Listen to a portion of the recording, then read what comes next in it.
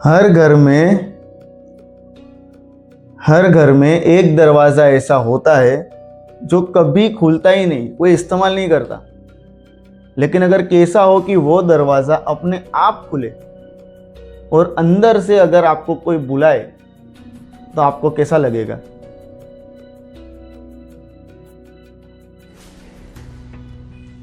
हाल ही फिलहाल में रेहान ने एक प्यारे से एक बढ़िया अपार्टमेंट में ना एक बहुत ही अच्छा फ्लैट रेंट पे लिया था।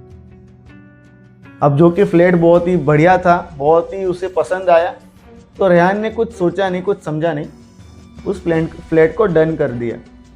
रेहान ने 2 दिन के अंदर सारी शिफ्टिंग ख़त्म कर दी, मतलब कि घर शिफ्ट करना है वो ख़त्म कर दिया और रेहान वो फ्लैट में रहने आ गया।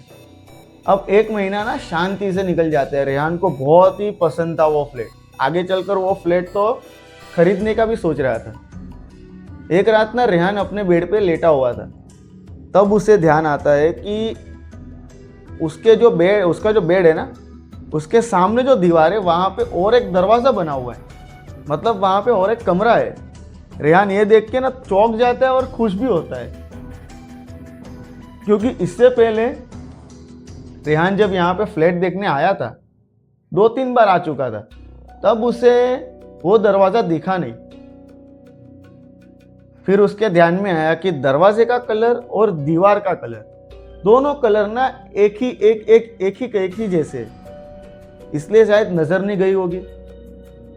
अब रेहान ने कहा कि मैं ये दरवाज़ा खोल के देखता हूँ। वो दरवाज़ा खोलने जैसे ही आगे बढ़ता है कि वहीं रुक जाता है। फिर उसने सोचा कि शायद इस कमरे में मकान मालिक की कोई कीमती चीज़ें वगैरह रखी होगी, एक बार मैं कॉल करके पूछ लेता हूँ। अब वो मकान मालिक को कॉल करता है कि ये जो कमरा है क्या मैं उसे यूज़ में ले सकता हूँ? तो मकान मालिक ने कहा कि नहीं, बिल्कुल नहीं, उसे बंद रहने दो, बंद ही रहता है। अब रेहान ने कहा ठीक है। रेहान कॉल कट करके सोने चला जाता है। 1 महीना शांति से बीत गया। फिर 1 महीने के बाद होता क्या है, आधी रात को ना कुछ आवाज़ आती है जिससे रेहान की ना नींद खुल जाती है। रेहान देखता है कि कोई दरवाज़ा नॉक कर रहा है।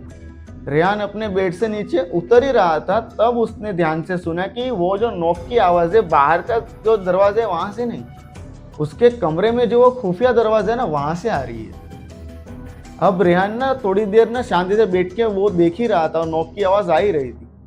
अचानक नॉक की आवाज़ आना बंद हो गई। रेहान ने सोचा कि कोई चूहा या कोई बिल्ली वगैरह होगी जो चले गए। रेहान ने ध्यान नहीं दिया, वापस सोने चला गया। दूसरे दिन क्या होता है कि वो नॉक की आवाज़ ना अब बहुत ही तेज आने लगी, जैसे कि दरवाज़ा पूरा तोड़ ही देगा। अब इतनी तेज आवाज़ सुनकर रेहान डर के मारे उठ के बैठ जाता है और वो देखता है कि कोई दरवाजे को ना तोड़ रहा हो वैसा लग रहा था।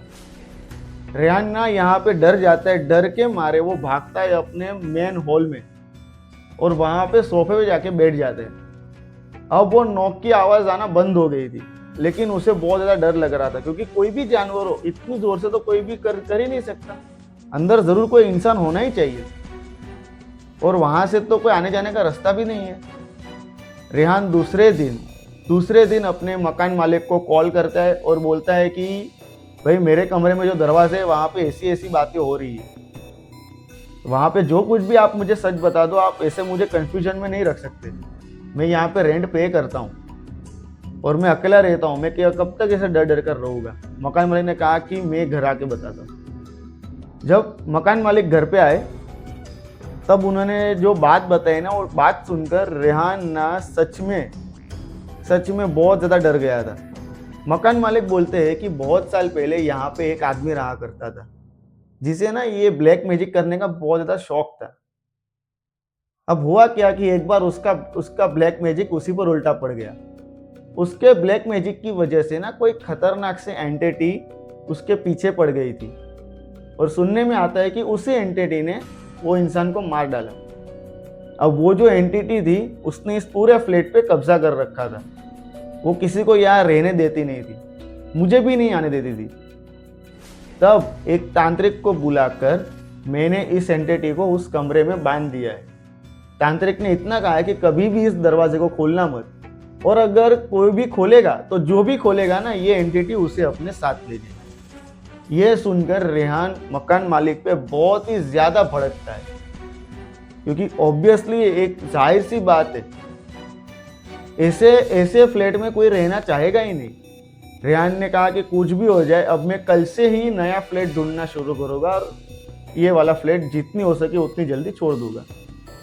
अब ना रेहान अपने कमरे में सोता नहीं है, अब वो जो मेन हॉल है वहां पे सोता है। सोफे पे वो आराम से सो रहा था, तभी ना अचानक वापस नॉक की आवाज आती है। रेहान की नींद उड़ी, लेकिन उसने इग्नोर किया कि थोड़े दिनों की बात है। वो जैसे सोने जा रहा था ना, वैसे ही अंदर से नॉक बंद होकर आवाज आने लगी कि खोलो, मैं यहाँ पे फंसा हुआ हूँ, खोलो, मैं यहाँ पे फंसा हुआ हूँ। रेहान ये सुनकर ना डर जाता है, क्योंकि वो जो आवाज आई थी ना, वो रेहान की ही आवाज थी। रेहान चौंक जाता है कि मैं यहाँ पे बैठा हूं तो वहां से कौन बोल रहा है। अब ये सब बातें ना सुनकर वो उस कमरे में चला जाता है। जब जाता है और अपने कमरे का दरवाजा खोलकर देखता है उस दरवाजे को, तो थोड़ा सा दरवाजा खुला हुआ था। रेहान पास जाता है और वो जो थोड़ा सा गैप था ना, उसमें से झांक कर देखने की कोशिश कर रहा है कि अंदर क्या है। अब रेहान ने गलती से दरवाजा बंद करने की जगह खोल दिया। अब जैसे ही खोला, अंदर ना एकदम ही अंधेरा और कोई एंडलेस जगह दिख रही थी उसे, जिसका कोई अंत ही ना हो। वो देख ही रहा था कि अचानक उसके सामने ना एक आदमी आके खड़ा हो जाता है। रेहान का चेहरा ना भाई पूरा डर के मारे सफेद पड़ चुका था, क्योंकि वो इंसान कोई और नहीं, वो रेहान ही था। लेकिन उसके आंखों से खून निकल रहा था, उसका गला पूरा कटा हुआ था, वहां से खून निकल रहा था। रेहान ये देखकर ना एकदम ही ऐसे जमीन पे चिपक जाता है, उसके पैर आगे बढ़ ही नहीं रहे। तभी अचानक उस एंटिटी ने रेहान का हाथ पकड़ा और उसे अंदर खींचकर बोला कि मैं तो तुम्हारा इंतजार कब से कर रहा था। रेहान यहाँ पे डर जाता है और अपनी पूरी जान लगाकर उस एंटिटी के हाथ से अपना हाथ छुड़वाता है और दरवाजा जोर से बंद करता है। बंद करके वापस आ जाता है अपने हॉल में और वहां पे बैठ जाता है। दूसरे दिन रेहान अपने दोस्त के घर चला जाता है। थोड़े दिनों वहीं से अपना सारा कुछ काम करता है और फटाफट अपना घर चेंज कर लेता है।